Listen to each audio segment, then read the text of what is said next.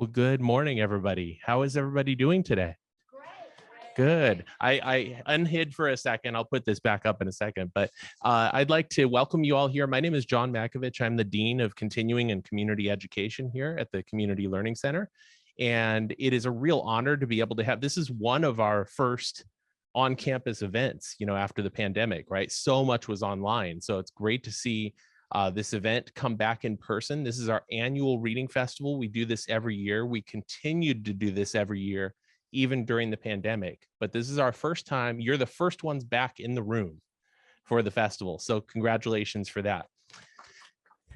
And it's like I said, it's an honor to be here. I had a good chance to watch the reading festival that was last night on Zoom. And you're in for a treat. This is a really, really good conversation you're going to see today. So without further ado, I'm going to hand it over to my colleague, Angela Senegaglia, who will introduce our speakers. Thank you, John. Good morning, everyone. Welcome to those of you here in the Community Learning Center in the community room, and to those of you who are joining us remotely on Zoom. We are delighted to welcome you into this space for, as John said, our annual Reading Festival event. For those of you who are students here or faculty or staff, you know that the Community Learning Center is a very special place. It's a place of learning, it's a place of community, and it's a place where we like to introduce our students to experiences and books and opportunities that are maybe a little bit different than what you grew up with or what you know in your own life or your own culture. And so we are really excited to bring you Alephonsion Deng and Judy Bernstein, who have written a couple of books. Maybe some of you are reading them in your classes, having opportunities to talk to your teachers or to your friends about what you're reading and learning. But there is no more inspiring opportunity than to get to hear about those stories from the people who either lived them or who get to go out and share them with the community. So I'm delighted to present to you Alephonsion Deng and Judy Bernstein, our Reading Festival authors.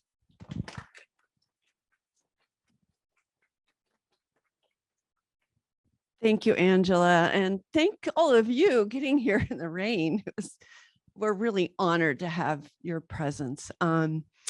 So I thought I'd talk today a little bit about the importance of stories, because stories is what we really are. When you meet somebody for the first time and maybe you talk about something, this connection happens when you hear their story and they hear your story, and almost always you find you have something in common, something that brings us together, something that connects us.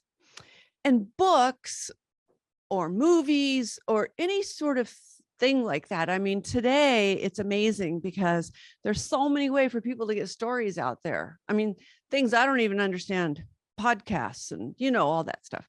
So anyway, those stories connect us and they humanize the other.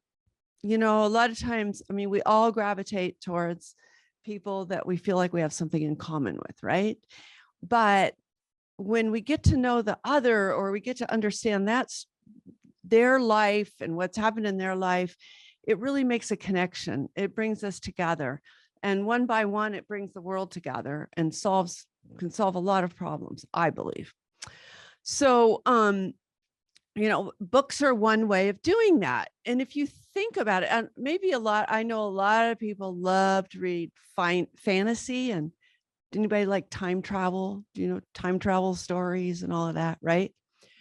Well, when you read a true story, think about it. It's like time travel.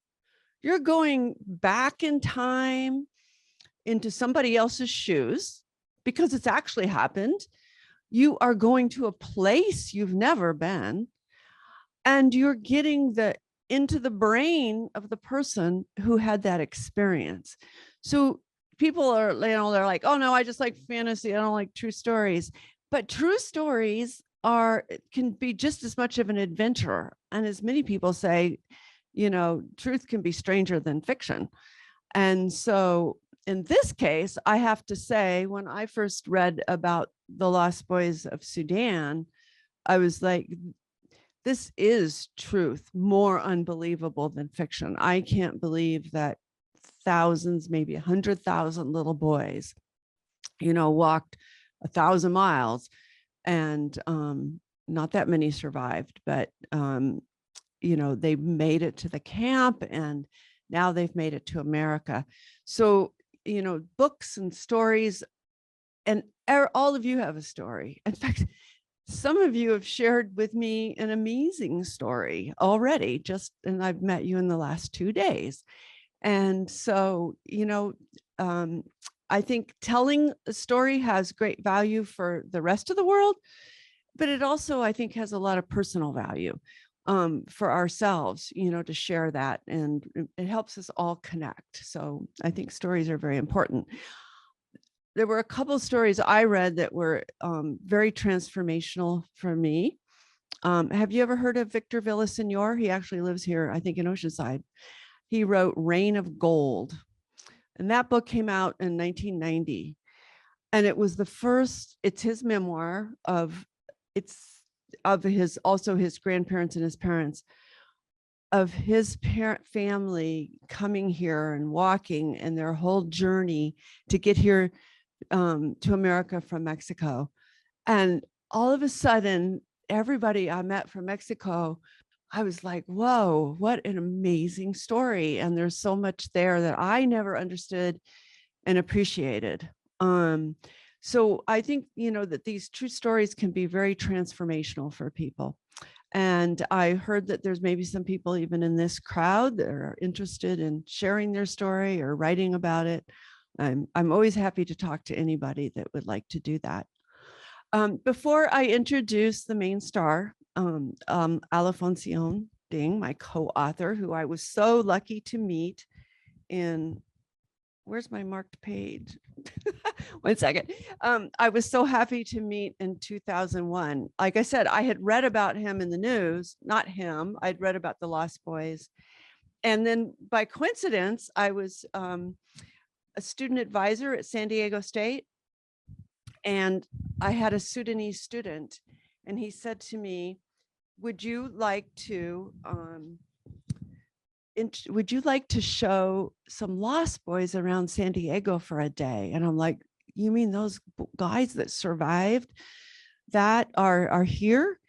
And so I jumped at that opportunity. I thought I was just going to take them around to the zoo and the beach for one day with my son, who was 11, Cliff, who some of you may know from the second book. Well, here we are. This is 22 years later. Anyway, it's been a great experience and a great journey, and really an opportunity for growth for myself. And it was a wonderful opportunity for my 11-year-old son to meet somebody they were teenagers, they were 19, and he was 11, and he could show them how to get Coca-Colas out of machines and all sorts of really important American things that they'd never experienced before. But I'd like to, before I introduce Alepho, read a little section from our book that this is written by Alephonsion. So when his village was attacked suddenly, which he's going to tell you more about, the boys all began on a journey, and they were sort of being herded into groups to make this walk and to help them survive. And so this is a short ways into his journey. He's with a lot of little boys. They're running from the war, and there's some soldiers leading them. And so this is what he wrote. We rested there, but the soldiers told us not to walk out of town because there were landmines.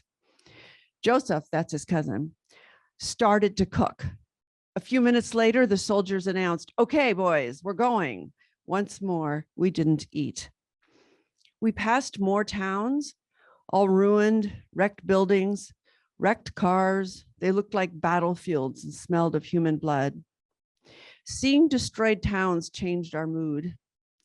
They didn't even look like villages anymore. I thought I understood why they attacked our village. They wanted our cattle, our things, and our kids. But I didn't understand this complicated war, how it mortally devoured the land and left it so full of skeletons. The adults talked of the war all the time. They discussed slavery, apartheid, racism, segregation, and tribalism. They called it a religious war. I heard all the words, but I didn't understand them. I think kids feel differently about things than adults do. From what I could see, men or women, children or adults, young or aged, rich or poor, war was making everyone equal. So I like this little passage because, we watch war on TV all the time. And I grew up watching the Vietnam War, and it was all about the soldiers and who was killed and who was bombed and blah, blah, blah. And now we're all watching the Ukraine war. And we don't really see what's a little bit more. They show it on TV nowadays, I think, than they used to. But, we really don't see what's happening into the lives of those people. You hear, oh, they were in the basement for 3 months. Really? And it's freezing there. I mean, it's cold here and it's like, 50 degrees colder there and it's snowing. And we don't really experience it from the people who aren't fighting's life experience. And now we're going to have refugees. Because I remember we had an incident. We were walking like all night. Then we came to this village, so we started to sleep. And I remember I keep hearing this footstep of something, and then the next thing I heard was this boy crying, and apparently this boy was his face was ripped up by a wild animal. It was one of the scariest things that I witnessed. It was close to me. Um, Ever since, I would sleep on my belly, because I was so scared that a wild animal would rip my face off. So things like that do happen. Other boys, kids died just starving, no food, because we would go for days, no food at all, nothing to eat, sometimes no water. You have to drink your own urine, um, just to try to survive. We Sometimes we just would gather certain things to eat, wild stuff, wild fruits. It was not easy at that time. So I end up into this refugee camp, and the camp was my first safest place to be in such a long time. So this picture was taken in the refugee camp. That's my brother on the right, my one of our friends in the middle. He lives in Australia now, and that's me. Those clothes I'm wearing and the shoes, I borrowed them from a friend because I actually had no clothes in the camp. I actually had one short and one T-shirt, and those I washed them at night. And then I would like sleep naked, and then in the day I would put them on in the morning. So in the refugee camp is where I first was introduced. Oh, this is about America. I'll get to that later. Is where I was first introduced to the idea of education, and the way that concept came about. It was there's now all these refugees from Sudan that were in Kenya, resettled there by United Nations, and the first thing that the community leaders thought was, we have got to get an education. We are now in a refugee camp. We can't go back to our home. We don't know if all our families had actually survived the attack because most of our family members were killed. So they decided to advocate for an education. I was not interested in that kind of education. I didn't understand it. I just wanted to find my father, my mom, my family. That's all I was thinking about. I was not really interested in that thing called education. But I remember one time I kept going to this meeting, and there was a man that actually spoke, which changed my perspective and altered my perspective forever about the idea of education. And he spoke about, he spoke about something called the magic power.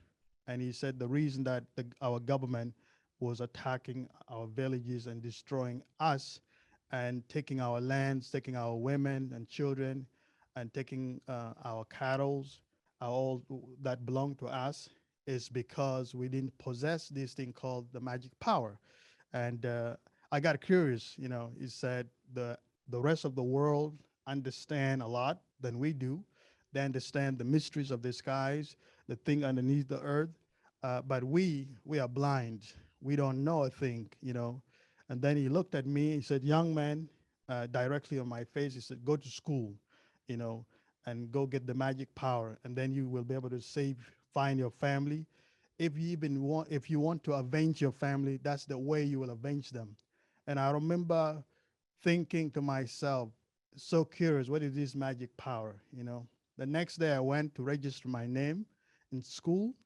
Um, um, and then I decided I'm going to pursue this thing called an education, you know? So we start learning under the trees, no books, nothing. The teacher write um, a thing on the blackboard, and then we had to write what he wrote on the board on the sand. You clear a space in front of you, and then you have to make sure you memorize what you have written, because when the test come, the test is going to be on the board, but you're going to have to write your answers on the sand. And the teacher has a stick and come around and take a look at your work, and then begin to either put an X or put a tick, you know, if you got it right, you know. The UN saw our persistence and our determination to try to be better. They decided to bring books for us. They decided to build school, and they end up building 19 schools in the refugee camp, where a lot of the kids that were in the refugee camp that survived, a lot of them didn't have parents. They were orphans. That's where they learned. That's where I learned. And what I learned is what actually helped me to get a resettlement, because part when the United States decided to help us to come to US to have a new life as a refugee, to have a better life, one of the requirement was, do you know how to write? You know, so I actually had to write a short paragraph about who I am. You know, my name is Alephonsion Deng. You know, I was born, you know, in South Sudan, blah, blah, blah. And they read that, the immigration workers read that, and then they can see, they'll ask you, did you write this? And then the question, the interview question that they compose, they come from what you've written. And a few months later or a year later, they might ask you the same question about something that you wrote. If you don't remember, you can fail the test. You know, you can fail to come. You don't qualify to come to United States. So I say it changed my life. Something as simple as learning the language and being able to write or read was something that actually gave me one of the best opportunities that I have today since I came to US.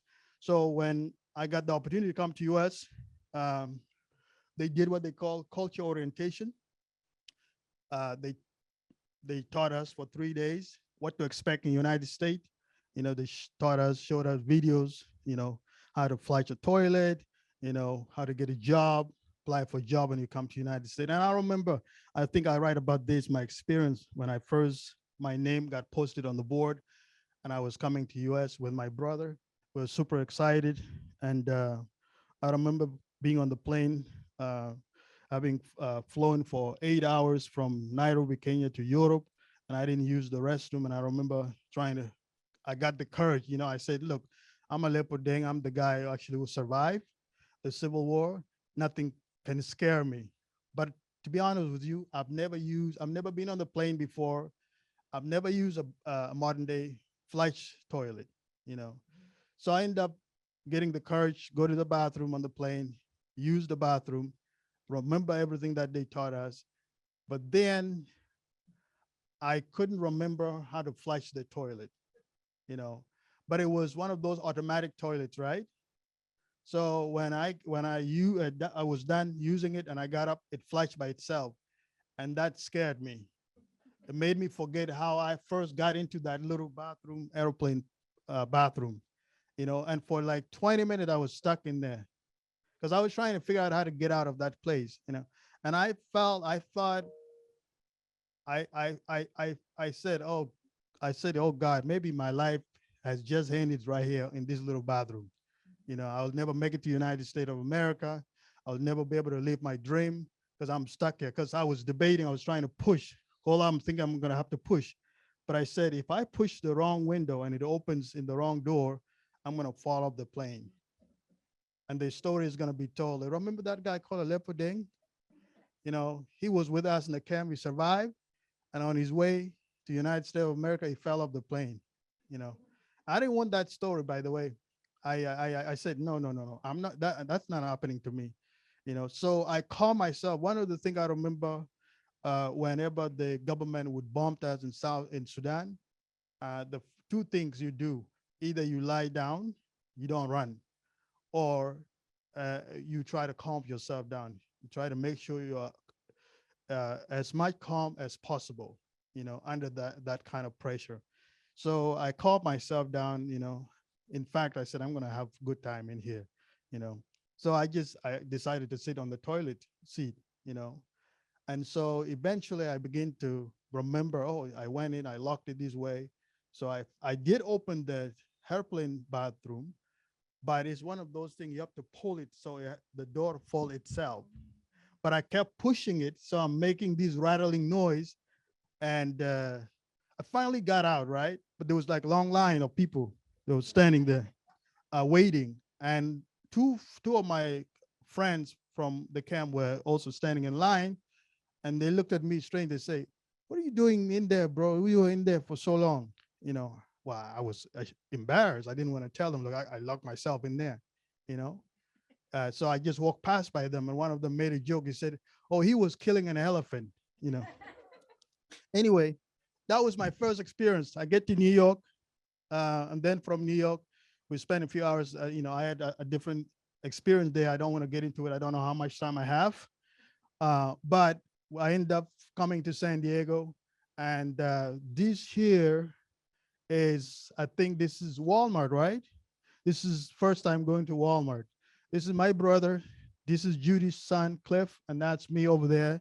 You can see I'm standing akimbo because I'm wondering what's going on here. I don't understand, of course, because Walmart is so big, and his first experience, I can tell you at that time, at this point in my life, I didn't know a single thing that was in that Walmart, because I remember my cousin saw a hair dryer, right? And the first thing he said, "Oh, they sell guns in here," you know. And and we're looking at it, and then we had to ask Judy, said, "What is this?" Said, "They sell guns in here." Judy said, "No, they don't. This is not a gun. It's called a hair dryer." And I'm thinking, like, why would you want to dry your hair? You know, and I said, I never have to dry my hair. It's not. So Judy explained, well, our hair is different. Your hair curly, ours is long and straight. We have to have it. So I told my cousin, say, look, it seemed like they have everything here in America. If they can make a hair dryer, what else don't they have? You know. So this is our first baseball game. I didn't understand the game at the time. It was a bit confusing, but it was so many people. You can see this is a Qualcomm Stadium. And then that's what Judy talked about. This is our first apartment, my first computer. Judy helped us with this computer. That's Clip. He's showing me how to use a computer. You can see I'm looking intent. I'm trying to figure out what this thing is all about. Um, and then Judy took us to San Diego Zoo. That was quite fun. We kind of told her the stories how actually lion would eat people. Um, that was interesting. This is my first job. My first job was at Ralph's. Same thing. Judy helped us get the job. I always say that uh, I have been very blessed because I came as an immigrant, didn't know anybody in the United States, and I got lucky. I met someone like Judy. She has been very instrumental in my life the last 20 years.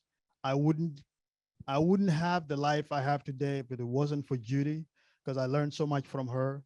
Also, she was a writer, so she's the first person that actually helped us to tell our story.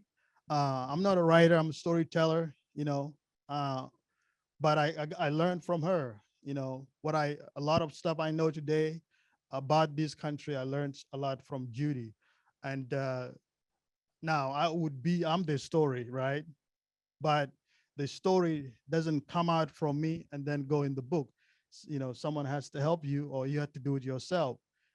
So I'm the story, I'm the book that you people have read, but with Judy help. And the thing about myself is that when I was surviving, I always survival has taught me to always ask for help. You know, and so in this country, I've been asking for help all the time. It's not that I'm dependent on other people, but I recognize the need to always ask for help. I had a teacher in the refugee camp. When we did exam, he would always say, "Die alone." You know, don't look at somebody else work. He would always say, "Die alone." I'm not that type of person. I don't like to die alone. you know I always reach out for help. I always ask for help. And the interesting thing about that, when you ask for help, help always came. I always receive help. Not only Judy helped me, but I have had some other friends that actually helped me in this country to be where I'm at. I just don't think that you can make it alone. You can do it alone. I have this belief that we are one another's strength. Where I'm weak, you can help me, and where you're weak, I can help you. That's my belief, and I always continue to believe that. When I was depressed or was dealing with PTSD, I reach out. I didn't just stay in my apartment.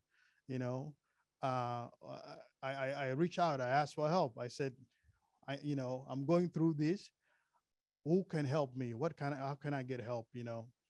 And help always came. And that's the interesting thing, because I want to be an evolved person.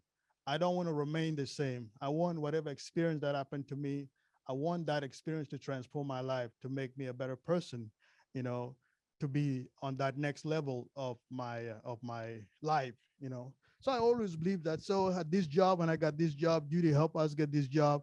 I remember having an experience that actually caused me an anxiety. It was a girl.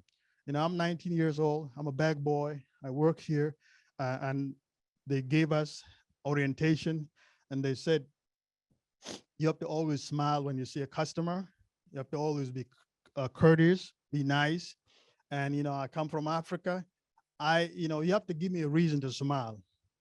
you know I cannot just like smile, but they're telling me to smile. So all day I'm putting on this fake smile.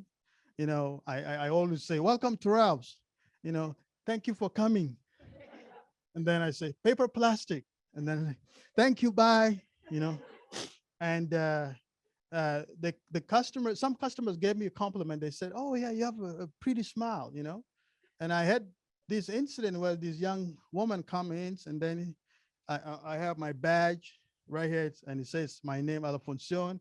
And he asked me, he said, "Oh, hi, hi." He was like so exuberant and excited, and beautiful, which was another thing that got me nervous. Uh, I've never had someone same age so straightforward and so nice.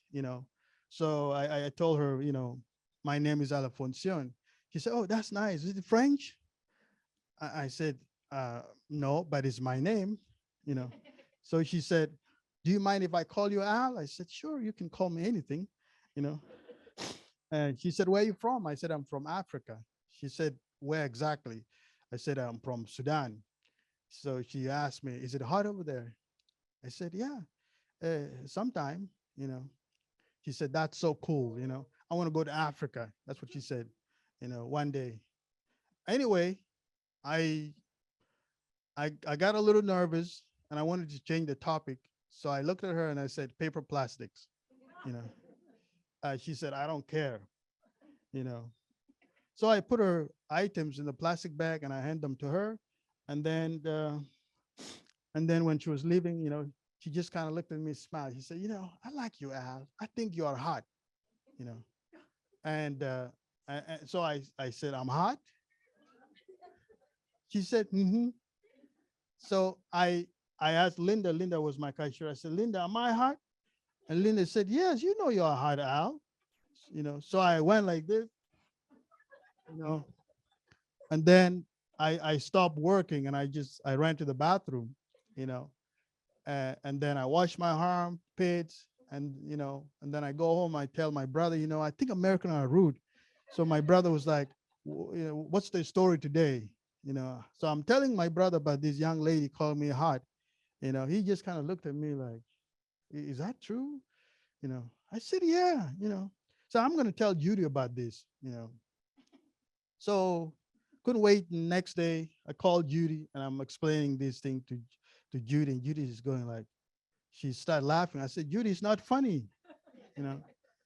And she said, Aleppo, in America, if especially if a woman calls you, you are hot, it's a compliment. I said, huh? It's a compliment? No, that was so strange. That was one of those cultural things, a lot of stuff. So I enjoyed my job working here at Ralph's. And then right after that, I decided I want to tell my story. This is my first speech that I was talking to these school kids. And you can see I put my American smile. It's on my face uh, for the camera. And then right after that, we start writing. Judy started writing her experience with us, and then she wanted that to get published. But then the publisher said they prefer a story about Africa than the story about us in the United States. And so that's when we changed the storyline. We went to work on the story about Africa, and she helped us write that. And that's when this is the hard copy. The first time was published.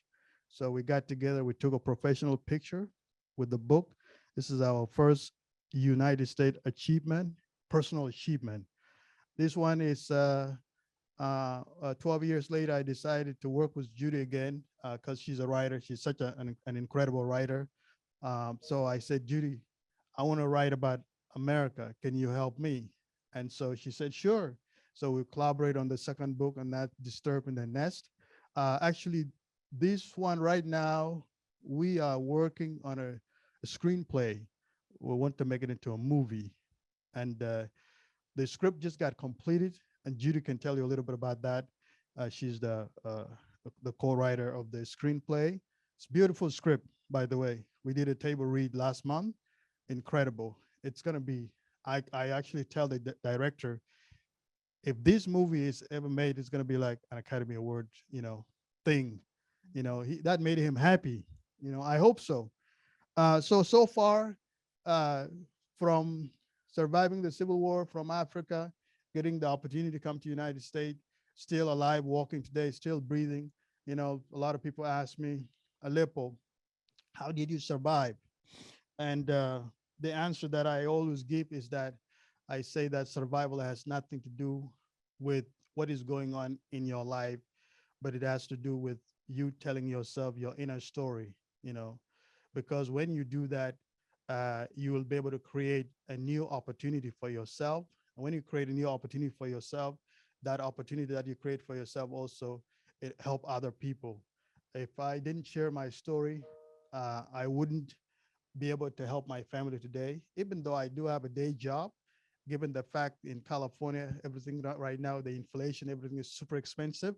I still make money. It still goes back to my rent, but I'm a lot happier today on my journey because I'm still working on myself, helping myself. I think in order to impact the world, the first thing that has to happen is you have to actually change your life, impact your life first. And when you change your life, you will be able to help others also through you, give them a change. So that's what I have to say today. Thank you for your time. Thank you for the opportunity to listen, to speak. Also, thank you, Angela. This moment. If you have any question, if you have a silly question, this is what my teacher used to say. Anybody with a silly question, this is the time now. Thank you. What do you think, Tom? If you'd like to ask some questions, you're in the audience. We are streaming on Zoom, so it is helpful for them to hear you talk on the microphone. So if you feel comfortable and you want to come up, otherwise I can come to you. And then we also likely, Maria, do we have some questions on Zoom? Okay. So I will kick it off and I'm going to ask a couple of questions that students in my class have posted. The number one question that I got in class was, Aleppo, are you married? I already know the answer, but I'm going to let him answer. No, no, I'm not married. I'm still available.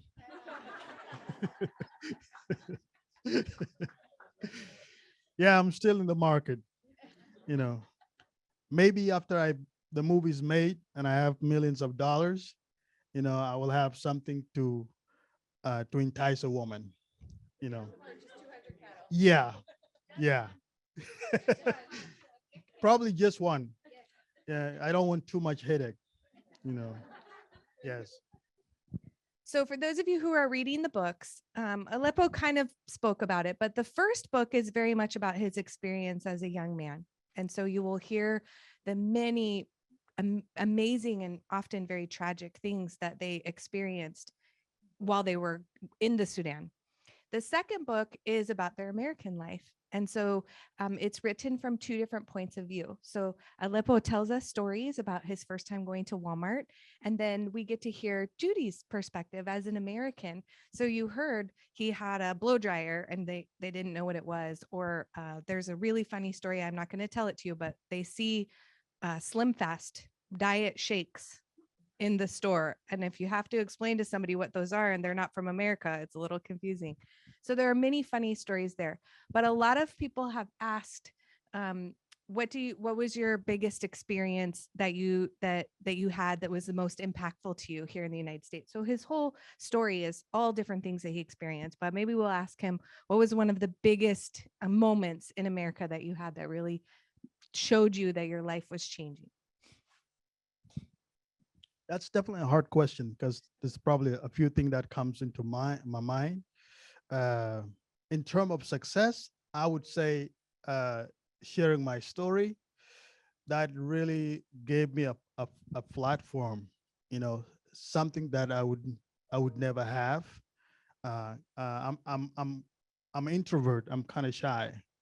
I'm not the guy that actually come and talk in front of people, but because of this opportunity, I have been able to actually explore my inner self, you know, also develop a little bit of a communication skills, you know, uh, where I can articulate my thoughts.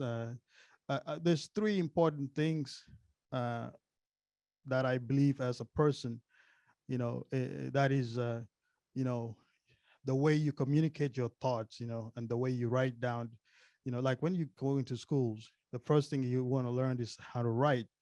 And when you write your thoughts, you are able to communicate your thoughts, your ideas, in such a way that uh, people will believe what you're saying. It's true.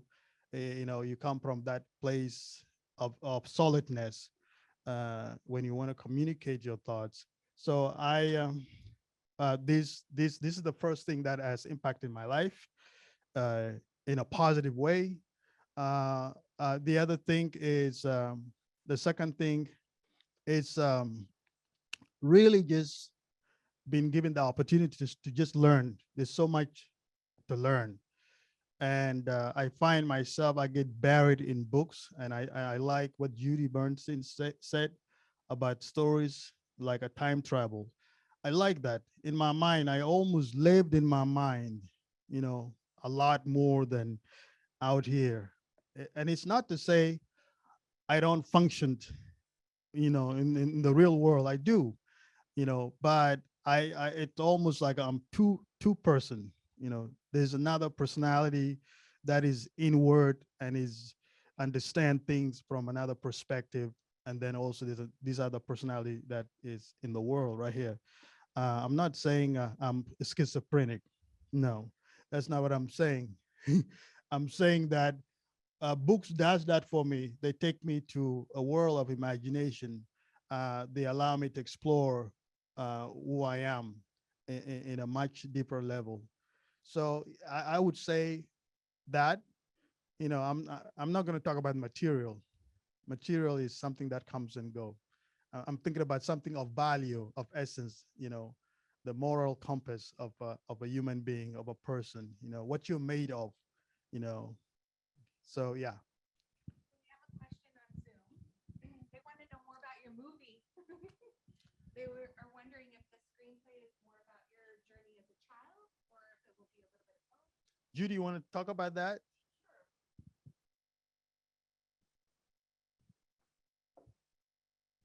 So a couple years ago, a young man, he's even younger than Alepho, approached us here in San Diego, and he has a video production company, and he'd done some short films. And so he said he'd like to work with us to turn Disturbed in Their Nests into a film. So the second book, Disturbed, has a lot of backstory from Africa, but it's also, the forward story in America, both from his point of view and my point of view.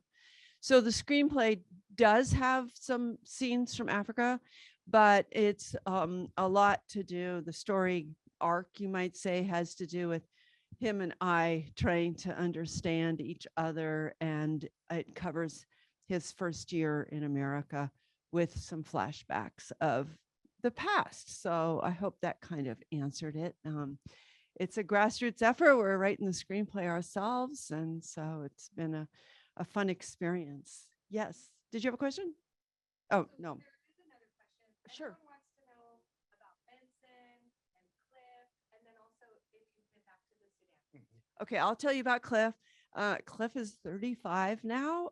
He lives in Washington, D.C. He works in green energy, and he's been married about 6 years, and his wife is in the State Department, so she travels around. Actually, she does women's leadership things in other countries. She just got back from Bali and Bulgaria all in the same trip. I was like, that's going to be a tough wardrobe.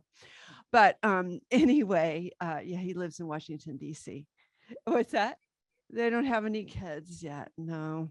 So, and I'll let you talk about your family. And Benson lives in South Dakota. Benjamin lives in San Diego because we both live in San Diego. We don't live together, but he works. I also work. I work for Dexcom. It's a manufacturing company, manufactures product for people with diabetes. So I worked there 4 years. I love it there. I'm sort of like a coordinator, you know. And have I been back? Yeah, yes. When we found our mother, that was 2005. My brother went first, and then after my brother, so I stayed behind and work and pay the bills, so that if my brother come back, he has a place to live. And then I prepared. Then 2008, I went to see my mom, and that was good, and that was also bad because seeing my mother was great, but then the experience, the past experience, I was affected. When I came back, I was like so depressed. I didn't even want to work. So that's when I decided to try to get some help. And I've been getting help ever since. Like I said earlier, I'm a lot better than I used to today in terms of psychologically and, like I'm back, I'm aligned with myself, and I can function in society today as a normal human being. That's what I mentioned earlier. I always ask for help. So yeah, that's where we all at. Benson got married last year. I mentioned that early in the speech. He paid 200 cows. I'm working on mine. Hopefully sometime soon I will be able to have a wife, and who knows and whatnot. Yeah, I would like to ask how many of the young men or children, the boys and young men, made it to immigration, and where are the other ones who were not taken? You want to answer this? Sure. So if you start in Sudan, they estimated perhaps 100,000 boys were moved out of there. 5 million people in total were displaced. 2 million people died. Of those 100,000 boys, a lot of them, the older ones, were taken for child soldiering. But 16,000 made it to safety in a Kakuma refugee camp, which was over the border in Kenya. So that's where 16,000 of them lived in a separate part of the camp, which is called unaccompanied minors. And they were there for 9 years. And the United States, the way resettlement worked then, it's kind of fluid. It changes a lot, as we all know. Is that every year the State Department and the United Nations High Commissioner of Refugees would decide which group of refugees should get to be resettled. And at that point in time, there were about 40,000 million refugees in the world. And United States by far resettled the most, which was more than all the other countries combined. And they were resettling maybe 60,000.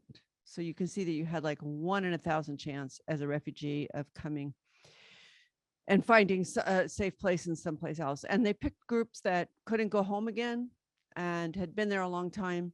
So in 2001, they decided that they would resettle the Lost Boys. And about 3,600 of them had been resettled into the United States when 9/11 happened.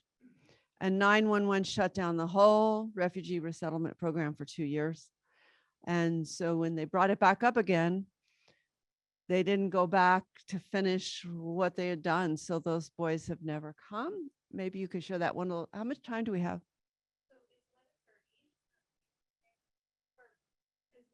If you are on Zoom and you need to log off, you're welcome to. If they're come find us, some of you are in class, and maybe we'll go 5 or 10 more minutes. And then we can finish, but you're welcome to stay and ask questions. But I think we're hearing some really interesting. Yep. So anyway, 3,600 came here and were resettled in 36 different cities. 100 Lost Boys came to San Diego. Excuse me, like 30 in San Jose. And other than that, none in California. The most went to Phoenix, Arizona.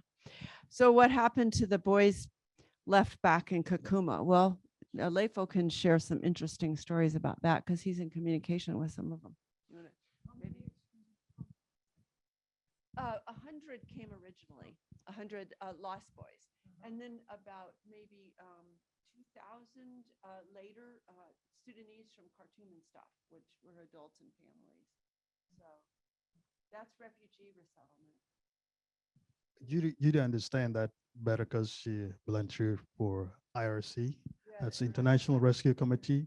That was that organization founded by Albert Einstein in 1930 for helping people fleeing Germany. Is it Germany? Well, they were, yeah, it started with, Jews fleeing the beginning of the Holocaust. Yeah. World War II, so that was like the first resettlement refugee program. Other than that, it was just, different things. So the rest is still stuck in the camp. Some of them did decide to go back to South Sudan because South Sudan became an independent state country, separate from Sudan. So now there's 2 countries, it's Sudan and South Sudan. And so some of them did go back to try to make life. The one that don't want to go back, they're still stuck in the refugee camp. In fact, seen a story of one guy, one of our fellow Lost Boy brother, on Facebook last week. Now I think he's lived there a little over 20 years now, or 30 years, because I've been in the US for 22 years. We were in the camp for 9 years prior to that. So he's been in the camp for 30 years. He's not married, he's single. In order for him to make just a few shillings, because they use the currency in Kenya is shillings, he collect old car tires, cut them, shape them, and make some sandals and then sell them. Yeah, so that's the way, So this guy was interviewing him, how has life been for him? And, he has some regrets, he said the only thing that matters is that he's still alive, but really there's nothing that is so special about his life. All he's been through is just like surviving one day at a time. Yeah. What about the people who South Sudan like your mother who's Mhm. still alive. Mhm. How did you Manage? yeah, manage? Well, that's a very good question because I wasn't there. My mother, she's not very she doesn't want to talk about all the bad years, things that happen. All she wants to talk about is like, oh, are you well? Are you happy? Also, according to the culture, it's not very common for people to actually talk about what happened to you, your experience so happen to be different. You know, this guy here is different. I don't know how I kind of just want to tell my story.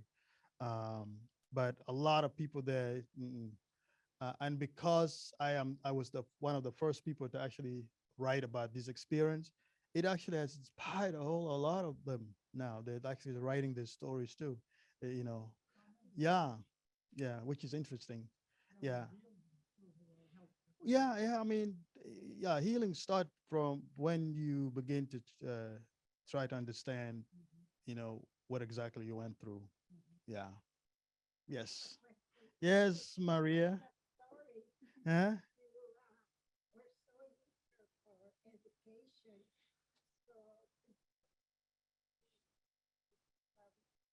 To complete my education, I am getting my education more reading, but I love college. I love educational setting. I always actually want to go back and at some point in my life and maybe just get a degree. But I enjoyed reading, so it's one of the best ways I've been getting a lot of my education, self-taught. Just I spend nights and hours, buried in a book, writing down English terms that I have no idea what they means, and trying to look them up in. Now we have a dictionary on Google, so you just put dictionary.com, and it tells you the meaning of the word and also the pronunciation, the sound, so which is good. It was good for someone like me because I have to audibly hear it, how it sounds, so that I can emulate, I can say it the way it says, So I'm always learning. Uh, unless I start experiencing, CRS, then and then that's going to be CRS mean can't remember stuff. If I begin to experience that, uh, then that's going to be the only challenge. But other than that, I feel I still love school. I did go to college for 2 years and then I drop out. I can go back and get either my associate or a bachelor degree. But the reason I have not been able to figure out what I really want to study, it's been a challenge, because I find myself like I tried several things. I tried acting, you know, I was trying to become an actor. I tried that. I tried modeling. I didn't like that because that girl called me hot. Um, uh, then I worked with Judy.